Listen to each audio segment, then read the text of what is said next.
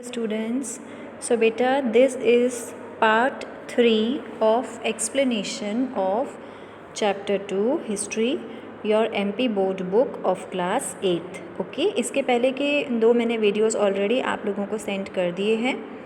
ये हमारा third part है. ठीक है, तो we were about there on the page number 16 और हम रेगुलेटिंग एक्ट पढ़ रहे थे. ठीक है, 1773. तो आप लोगों को पता ही होगा बेटा कि ईस्ट इंडिया कंपनी जो थी वो एक इंडिपेंडेंट ट्रेडिंग बॉडी थी. ठीक है, मतलब किसी पर निर्भर नहीं थी, आत्मनिर्भर व्यापार करने वाली, ट्रेड करने वाली एक जो थी शाखा थी. Board of director managed the entire functioning of the company. Company के जो हेड थे वो कौन थे? बोर्ड ऑफ डायरेक्टर थे और वो पूरी कंपनी के फंक्शन को देखा करते थे. This committee appointed and dismissed the staff of the company. अच्छा, कंपनी ही अपने एम्प्लॉयज़ को अपॉइंट भी करती थी और उन्हें डिसमिस भी किया करती थी. Directors of the company formulated the foreign policy, trading policy and maintain the army. अच्छा, जो डायरेक्टर्स थे कंपनी के वो ही विदेश नीति पर ध्यान दिया करते थे, व्यापार नीति पर ध्यान दिया करते थे और जो भी आर्मी है ईस्ट इंडिया कंपनी की उसकी तरफ भी वही देखा करते थे. कौन? Directors. After 1757 there was change in companies objective. लेकिन 1757 के बाद कंपनी के जो क्राइटेरियाज थे उनमें कुछ चेंजेस आए. जैसे कि ये सिर्फ एक ट्रेडिंग कंपनी नहीं बन गई बल्कि ये एक एडमिनिस्ट्रेटिंग कंपनी बन चुकी थी. ठीक है, आए तो व्यापार करने थे ब्रिटिशर्स हमारे यहाँ, लेकिन वो व्यापारी से क्या बन चुके थे? शासक बन चुके थे, एडमिनिस्ट्रेटिंग बन चुके थे. ठीक है, हमारा शासन तंत्र संभाल रहे थे. The British government had to intervene in the working of the company. तो इसीलिए ब्रिटिश गवर्नमेंट को क्या करना पड़ा? कंपनी के जो कार्य प्रणाली है उस पर इंटरफेरेंस करना पड़ा. British government had information about the chaotic situation of Bengal of loot, misgovernance, malpractices of the company, oppression of the people of Bengal and above all the dual rule which had thrown as entire setup in Bengal out of order. अच्छा, east India company बेटा जो कुछ भी बंगाल में कर रही थी उसकी सारी जानकारी ब्रिटिश गवर्नमेंट को भी थी. ब्रिटिश गवर्नमेंट बहुत अच्छे से जान रही थी कि जो हमारी कंपनी है वहाँ भारत में वो बंगाल में लूटपाट मचा रही है. उनका सर का काम चलाने का मतलब उनका जो काम करने का तरीका है वो गलत है. मिस गवर्नेंस कर रहे हैं, लोगों को एक्सप्लॉइट कर रहे हैं, गलत काम कर रहे हैं. ठीक है, लोग जो हैं वो अप्रेस्ड हो चुके हैं, बहुत परेशान हो चुके हैं. और ऊपर से जब ये ड्यूअल रूल लगा दिया गया, that means Nawab was also a ruling body and the company was also a ruling body. तो जो एंटायर सेटअप जो था लोगों को थोपा गया था बंगाल के, वो जो चीज़ थी बंगाल को बिल्कुल आउट ऑफ ऑर्डर कर चुकी थी. बंगाल में एक तरह की चाओटिक सिचुएशन, अफरा तफरी मच चुकी थी. British government resolved to control the activity of company which was not sound financially despite amassing huge wealth in Bengal.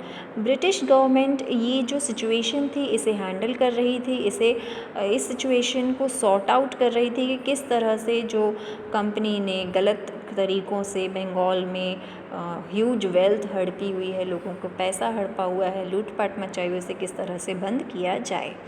इस चीज़ को ध्यान में रखते हुए बेटा ब्रिटिश गवर्नमेंट ने एक एक्ट पास किया. ठीक है, जिसका नाम दिया रेगुलेटिंग एक्ट. 1773 में ये एक्ट पास हुआ. इस एक्ट में 2 इम्पॉर्टेंट बातें लिखी हुई थी. सबसे पहली चीज़ ये थी to remedy the drawbacks in the companies organisation. सबसे पहले ये था कि बंगाल में कंपनी ने जो भी गलतियाँ की हैं उन्हें सुधारा जाए. फिर कंपनी अपना मिस गवर्नेंस जो है उसे सही करे, रेक्टिफाई करे. ठीक है, वो जो कंपनी जहाँ जहाँ गलत थी कंपनी वहाँ खुद को सही करे और लोगों के साथ न्याय करे.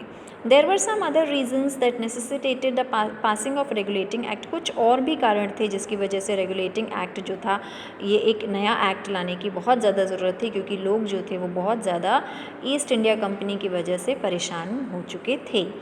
तो जो ईस्ट इंडिया कंपनी थी वो एक व्यापारी कंपनी के तौर पर नहीं बल्कि एडमिनिस्ट्रेटिव पॉलिटिकल ऑर्गेनाइजेशन बन चुकी थी. ठीक है, मतलब एक राजनीतिक जो है ऑर्गेनाइजेशन आप कह सकते हैं, एक a point where political issues have been discussed, ये बन चुकी थी कंपनी. कंपनी के पास नई रिस्पॉन्सिबिलिटी थी लड़ाई की और ट्रीटीज़ की, मतलब व्यापार से वो सीधे इसमें आ चुके थे। उन्हें न्याय प्रणाली भी देखनी थी, उन्हें लोगों की सिक्योरिटी भी एश्योर करनी थी और उन्हें जो है रेवेन्यू अफेयर्स भी देखने थे, कितना टैक्स कहाँ से आ रहा है।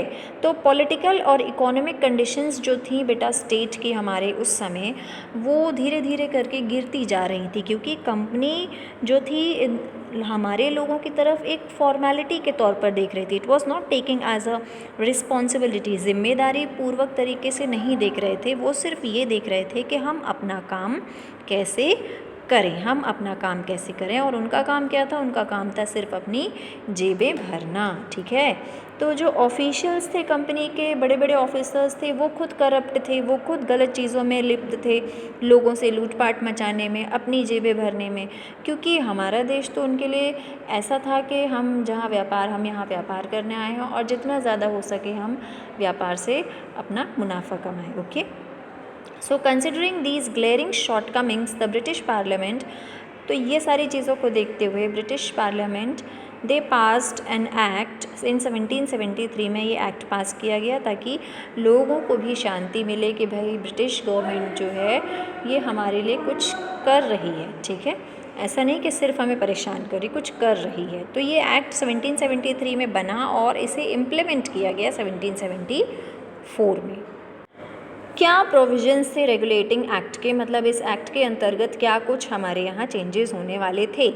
तो एक्ट में नए तरीके के पूरा फ्रेमवर्क था, पूरा कार्यप्रणाली की एक नई रणनीति थी कि आप लोग इस तरह से काम करोगे कंपनी के लिए, ठीक है।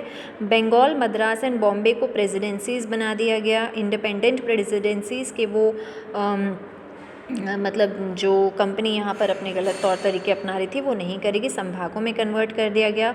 गवर्नर ऑफ बंगाल को governor general of Bengal and Madras का भी इन्हें बना दिया गया। 4 लोगों का एक मेंबर काउंसिल भेजा गया जो कि गवर्नर जनरल को हेल्प करेगा उन्हें काम करने में। गवर्नर जनरल जो थे वो चीफ हेड बन चुके थे मिलिट्री और नॉन मिलिट्री अफेयर्स के, ठीक है, मतलब आर्मी से रिलेटेड भी और आर्मी से रिलेटेड नहीं भी। इन्हें ही हैड द राइट, इनके पास ये अधिकार था कि आप कभी भी 2 प्रेसिडेंसीज़ या 2 स्टेट्स के बीच में जंग भी छेड़ सकते हैं, आप जो है ट्रीटीज़ भी साइन करवा सकते हैं किंग्स से, संधि, ठीक है। तो बोर्ड ऑफ डायरेक्टर्स जो थे वो भी थे बेटा गवर्नर जनरल का वर्क देखने के लिए उनके काउंसिल के साथ। तो एक्ट में ये सारी चीज़ें थी। इसके अलावा सुप्रीम कोर्ट का इस्टेब्लिशमेंट भी दिया हुआ था एक्ट में कि न्याय प्रणाली सही तरीके से चले, उसके लिए एक कोर्ट बनाया जाए, ठीक है। कहाँ पर? कलकत्ता में। ऑफिशियल्स और employees of companies as per act were given high salary but they were prohibiting from taking present gift and indulging in personal transactions. Company के जो ऑफिसर्स थे, जो एम्प्लॉयज़ थे, उनकी सैलरी बढ़ा दी गई कि भाई अब आपकी सैलरी बढ़ा दी गई है, अब आप लोगों से किसी भी तरह से गिफ्ट नहीं लेंगे, कोई प्रेजेंट नहीं लेंगे और या तो फिर किसी भी तरह से पर्सनल ट्रांजैक्शन नहीं करेंगे। और पर्सनल ट्रांजैक्शन का मतलब यहाँ पर बेटा ये है कि आप किसी भी तरह से उनसे घूसखोरी नहीं करेंगे, ब्राइब नहीं करेंगे, ठीक है, आप ब्राइब नहीं लेंगे। तो ये सारी चीज़ें इस एक्ट में कही गई, ठीक है। ये हमारा पार्ट 3 का एक्सप्लेनेशन बेटा यहीं तक है। इसके बाद आपको नेक्स्ट वीडियो में पार्ट 4 मिलेगा।